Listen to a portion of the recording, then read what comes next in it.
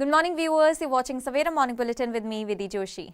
A Pakistani Jaish-e-Mohammed terrorist was neutralized in a joint operation by Jammu and Kashmir Police, the Army and the CRPF in the area of Kathua district, officials said on Friday. Tensions remained high at Tarana in Madhya Pradesh, Ujjain on Friday as a bus was torched and several shops were attacked in the city a day after communal clashes erupted, following an alleged attack on a Bajrang Dal member. A case of ragging and physical assault has come to light at an educational institution in Bengaluru. The police have obtained CCTV footage of the incident and registered an FIR on January 16 following a complaint from Akash group of institutions. West Bengal Chief Minister Mamata Banerjee alleged that 3 to 4 people are dying by suicide every day in the state due to anxiety over the ongoing SIR exercise. While addressing a program at Red Road in Kolkata on the occasion of the birth anniversary of Subhash Chandra Bose, she asserted that the Election Commission and the central government must take responsibility for the deaths. Appealing to the people of Kerala in order to provide a decisive mandate to the Bharatiya Janata Party in the upcoming assembly elections, Prime Minister Narendra Modi has said that the state needs a double-engine government for it to draw the entire benefit of the developmental efforts at the national level. PM Narendra Modi, during his first visit to Tamil Nadu in May 2026, launched a scathing attack on the ruling DMK, stating that the countdown for the DMK government's exit has begun. PM Narendra Modi on Friday flagged off new train services in the poll-bound state with the BJP planning a grand welcome, including a massive roadshow for him. Notably, he flagged off 4 new train services, including 3 Amrit Bharat Express trains to enhance regional rail connectivity between Kerala, Tamil Nadu, Karnataka, Telangana and Andhra Pradesh. The Bombay High Court granted bail to activists Sagar Ghorke and Ramesh Kaichor accused in the Elgar Parishad Naxal links case on the grounds of parity, noting that other accused have been granted similar relief. Ahead of upcoming Republic Day, security agencies have issued another high-level alert across border regions. As per the information, the warning emphasized strict monitoring of sensitive areas and heightened vigilance to counter potential threats. Congress MP Shashi Tharoor will not attend the meeting convened by the party high command on Friday in order to discuss poll preparations and UDF prospects in assembly elections. The meeting, called by Congress President Mallikarjun Kharge and senior leader Rahul Gandhi, will be attended by all the veterans, including the KPCC President and leader of opposition.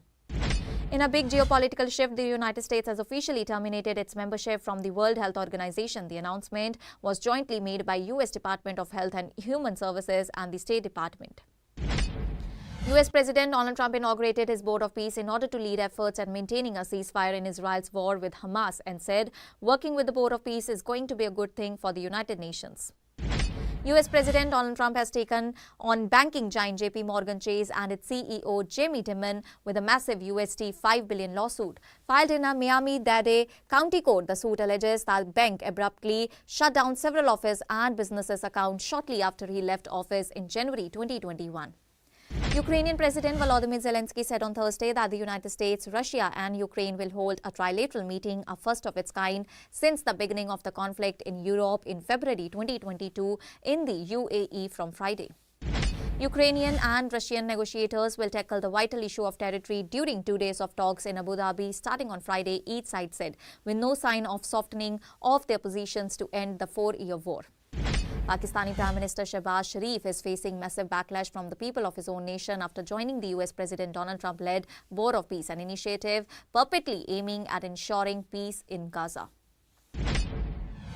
The UN Human Rights Chief urged the Donald Trump administration on Friday to ensure that its migration policies respect individual rights and international law, citing concerns over arbitrary and unlawful arrest and detentions.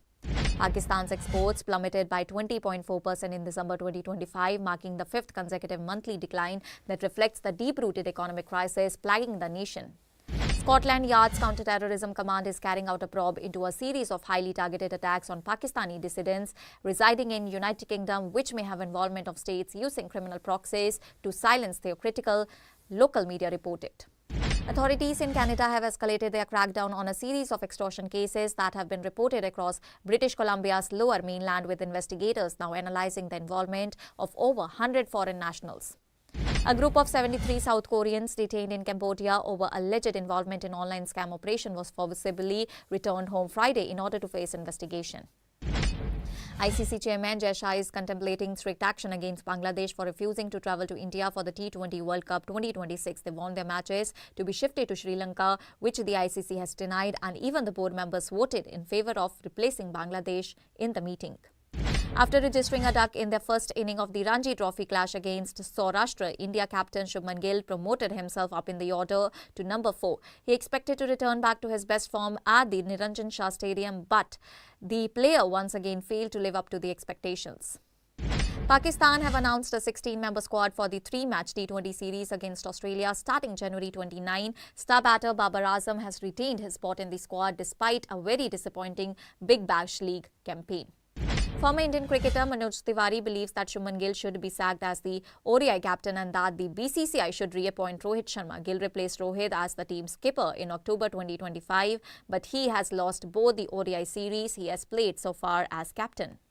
Two-time Olympic medalist PV Sindhu came up with a poignant wish for her senior rival Saina Nehwal on her retirement. Sindhu took to social media to acknowledge the contribution of Saina to Indian badminton, saluting her efforts to show the path that she walked along to become one of badminton's most successful shuttlers.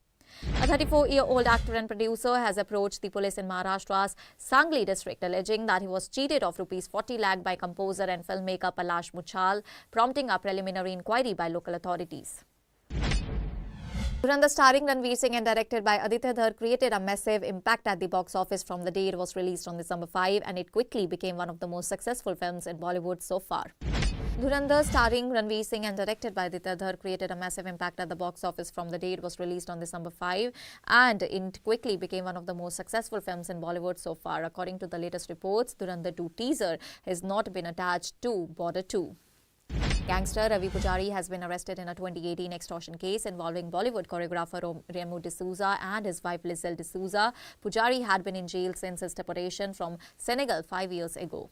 The makers of the game show The 50 have welcomed Nehal Chudasma, Nikki Tamboli, Arbaz Patel and Prince Narula as the newest participants on Friday.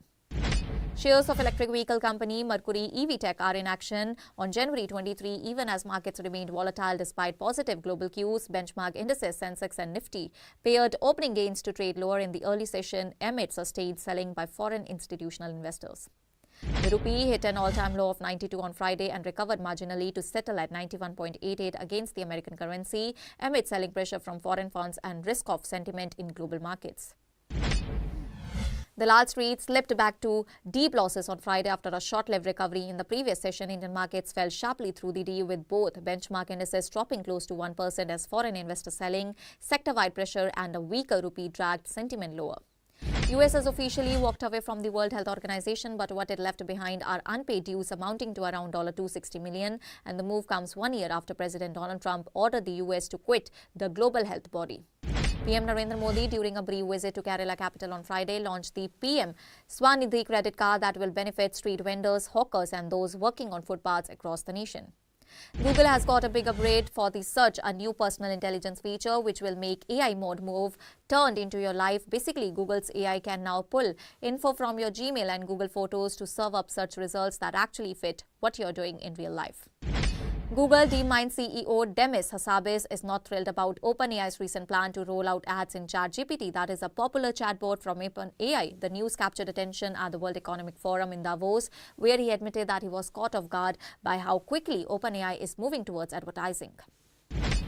European organizations are preparing to launch a new social media platform called W, positioning it as a European alternative to Elon Musk-owned X. The move comes amid growing political, regulatory and digital tensions between Europe and the United States. Realme has launched a new smartphone called the Realme Neo 8 in China, and the phone has high-end hardware including a big battery and powerful Qualcomm Snapdragon 8 Gen 5 chip. AI is getting smarter and smarter. However, there is one thing that still gets it apart from humans: consciousness and general reasoning, or the lack of it. But what if AI develops such ability? Once it does so, it will not longer be mere AI, but will be called artificial